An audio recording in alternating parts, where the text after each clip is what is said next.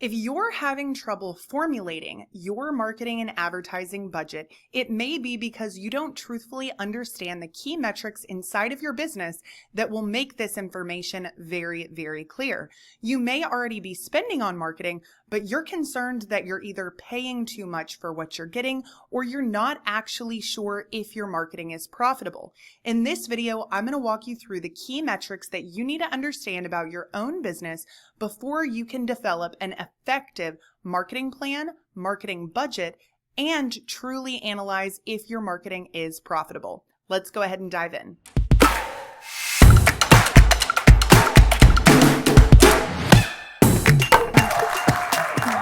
Your KPIs are critical to understand how much you can spend on your paid advertising, what your profitability cutoff points actually are, and to help you really truly understand the ROI of your marketing. This is a collection of the different KPIs you'll need to understand within your business before you start running paid ads, or if you're already running paid ads, these are things that you need to get together right away so that you can truly analyze what your ads are doing for your business. The first one is your cost per lead. So your cost per lead is the cost that you have for each lead that comes into your system. So when I say lead, I don't mean an appointment or a scheduled call or even an inbound call necessarily. I don't mean your sales. I mean someone who has given you their name, email, and phone number. That is what I refer to a lead as. So when you are calculating your cost per lead, this is going to be the amount spent on marketing compared to the leads that you received from that spend.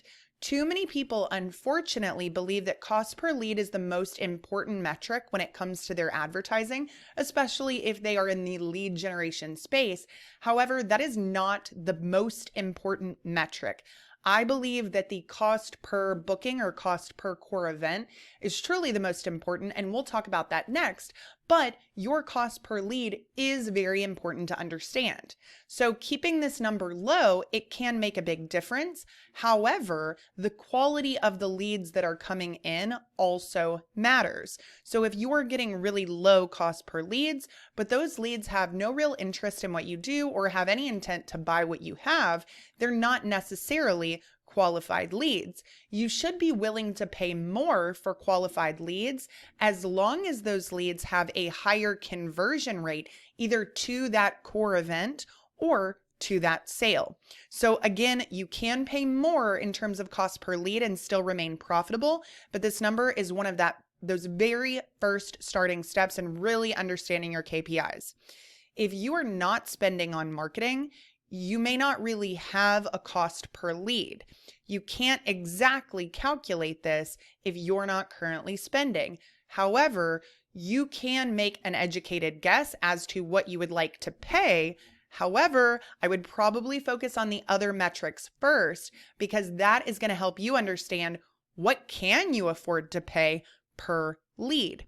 Don't calculate this based off of referrals or walk-in traffic or organic traffic. This is not going to be the same because you will be paying money.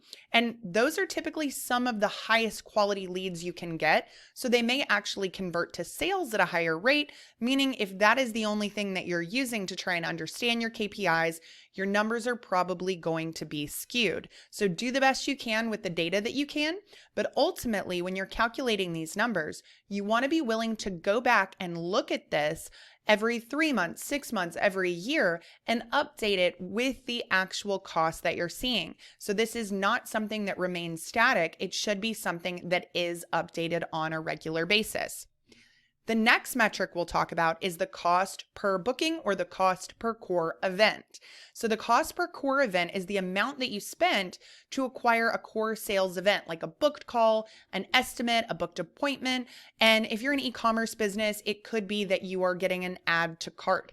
They're initiating the purchase. They're taking the next step from being just a casual bystander to someone who is saying, I'm seriously interested. This will help you understand if your ads are profitable, because if you don't have this metric, you can't calculate your show up rate or your conversion rate or your customer acquisition costs. So your customer acquisition costs are going to be the main metric to help you understand everything about the profitability of your marketing spend. So for instance, my business is something that operates on scheduled calls or consultations. So if I get a lead, that's important, but we can't necessarily get a new client without having that call or consultation. So those calls and consultations are the single most important metric before the sales conversion. So I need those in order for a sale to take place. So as long as I know what my cutoff point is for the cost per core event or cost per booking in this instance, then I can make sure that my ads are truly profitable, because it's that number that ultimately helps me calculate my sales conversion rates, that point where someone is actually speaking to a salesperson in which they can translate into a sale. I am willing to spend more on a lead if I get a lower cost per booking or cost per core event. As long as my cost per core event is under a certain point, I know that my ads are profitable, because we're also keeping track of what happens on those calls, as you will be too after going through these different metrics. So the next one we'll talk about is the lead conversion rate. So this relates to two different things, and I have two different ways for you to calculate them. So one lead conversion rate could be the percentage of leads who move forward to your core event or the booking. So the other one is going to be the percentage of leads that convert into sales. So specifically, the way that you would calculate your percentage of leads that turn into a booking or core event is by dividing the number of leads by the number of core events. So as you can see, if I had 1,500 leads and I had 200 core events or bookings from those 1,500 leads, then my booking conversion rate or core event conversion rate is 13.33%. If I am doing this based on the number of leads that then convert to sales, I would see something like 1,500 leads, 53 sales, and that would be a 3.53% of leads to sale. So that's an important number, but if you are a business that has a step in between being a lead and being a sale, such as a booking, a consult, an estimate, something of that nature, then really this is not going to be the most important metric for you. I would rather know how many of my leads turn into that booking or that core event. The next number that we'll talk about is your sales conversion rate. So your sales conversion rate is the number of sales that you make per core event. So again, this could be booked call, booked appointment, add to cart. So this same calculation could also relate to how many attendees from a live event convert into appointments or sales. So this is a very, very, very important metric, because this is the back end of your business. This is after your marketing has really worked its magic, and this is something separate that you're going to need to keep your eye on. This number alone can completely tank your marketing profitability if it falls too low, and it can skyrocket your return on investment if it's above average. So it needs to be something that you're very seriously focused on. If your marketing metrics are really strong, but you don't have enough revenue coming in, it's probably this metric that you really need to improve. So there are several different ways you can improve this metric, but a lot of times it's either the change in your sales process, could be change in sales scripting or messaging, maybe it's a change in salesperson, or to optimize the purchase steps on your website to make the process easy and seamless. So for example, if I had 200 events, such as a booking, and I had 53 sales as a result of those bookings, then my sales conversion rate is 26.5%. So on average, most businesses operate with a 20% minimum sales conversion rate. That is kind of the average across most industries, but you will see this number go really high for certain types of leads like referrals. You may see this number not so strong if you were having trouble with some of your salespeople. So again, very important number, does not really relate to your ads, but it has everything to do with your marketing profitability. Now we've got your customer acquisition cost. So this is also referred to as CAC. So customer acquisition cost is the amount of money that you spend on marketing and the amount of revenue that it's actually going to cost you in order to bring that person in. So for example, if I spent $30,000 on marketing and I got 53 new customers, then my customer acquisition cost is $566.04.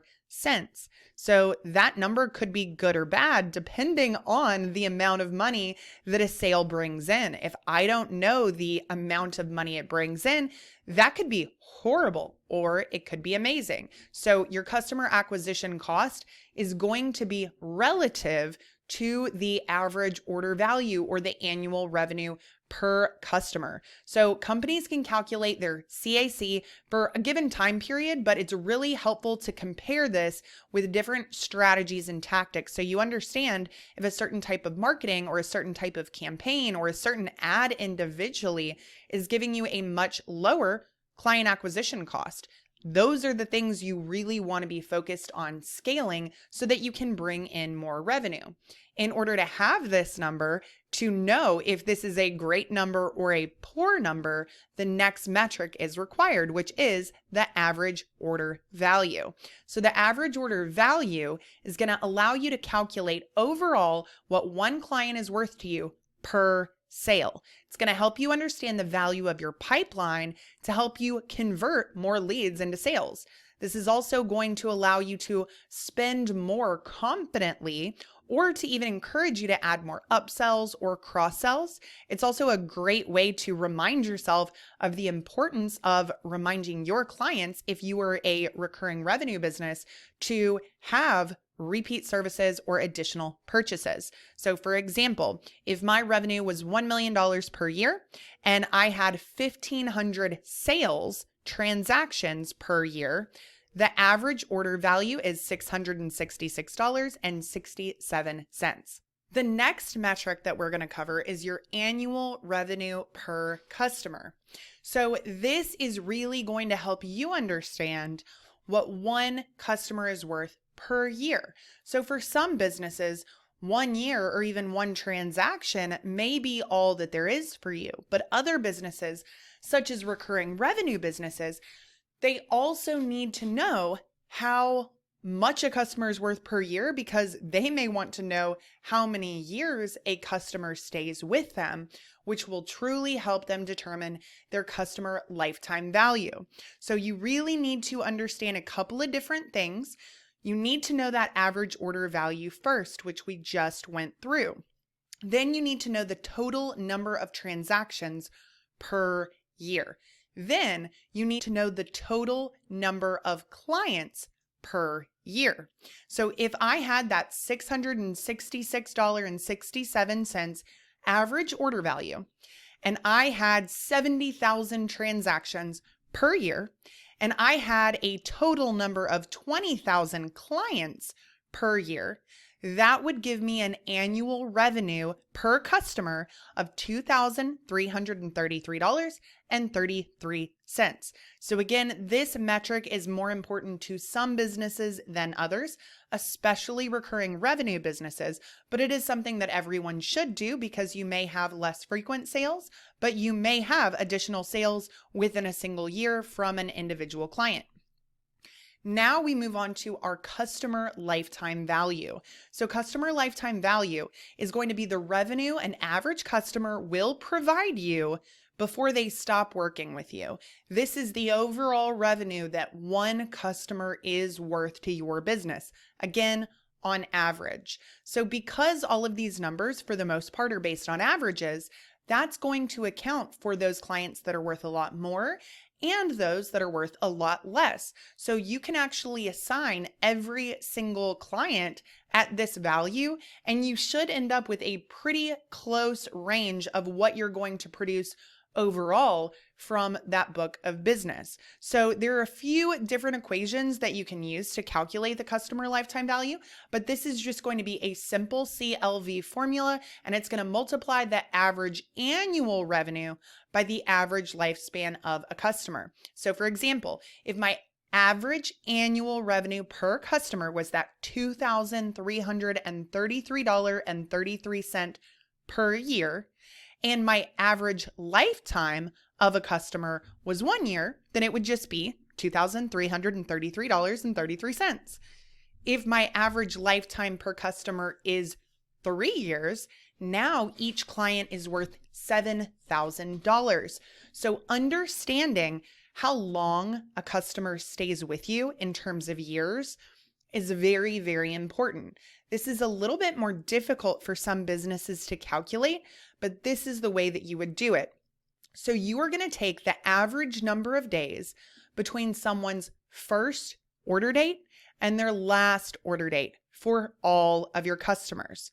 So the best way to get this information is to export it from your POS system.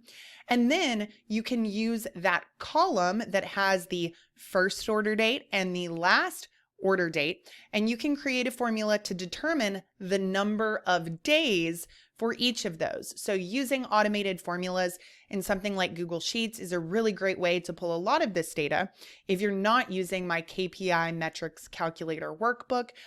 However, this is one that you're just going to have to export. You're going to have to figure out the number of days between their first order and their last order, and then you are going to average all of those days. Then you want to divide that number by 365 to understand the number of years that somebody is a customer. So for example, if you determine that the average customer lifetime value is in days 1,275, that would equate to 3.5 years. So again, I know that's a little bit more complex, but that is a really important metric, especially if you are a recurring revenue business. Again, if you do more individual high ticket sales that don't happen very frequently, such as a kitchen remodel, then it's a little bit less important. But at the same time, you may have certain clients that come back every 3 years, for instance. And so those are things you would want to know because it will average out and it will change your customer lifetime value. So now we want to look at the CAC, so your customer acquisition cost, as compared to your customer lifetime value. So again, we're looking at the cost that it takes you to acquire a new client versus what that client is actually worth to you. So for example, if that customer acquisition cost was $566.04, like I mentioned earlier, and that customer lifetime value is $7,000, then my customer acquisition cost to customer lifetime value is $6,433.96. I can see very clearly that I am profitable by spending $566 to acquire a customer. What you want to do with this number is really compare it to your profitability. So obviously not everything that you acquire is profit. So take your profitability percentages. So what are your margins? And then you want to compare it to this cost to determine if you are truly profitable. Let's say that you look at those numbers and you realize you're not profitable. First and foremost, I want you to look at your margins. Is there a way to reduce the amount of money that you are spending to service a customer or just overall on average per customer? You could spread out all the cost of the programs and the tools and the different materials and all of those things. And maybe you don't have a cost per individual customer, but you can take the amount that you spend on expenses and you can divide it by the number of customers that you have. And then you can get an average cost in terms of what it's really costing you to service this one person. There are always ways to bring your expenses down. So I do want you to look at that first.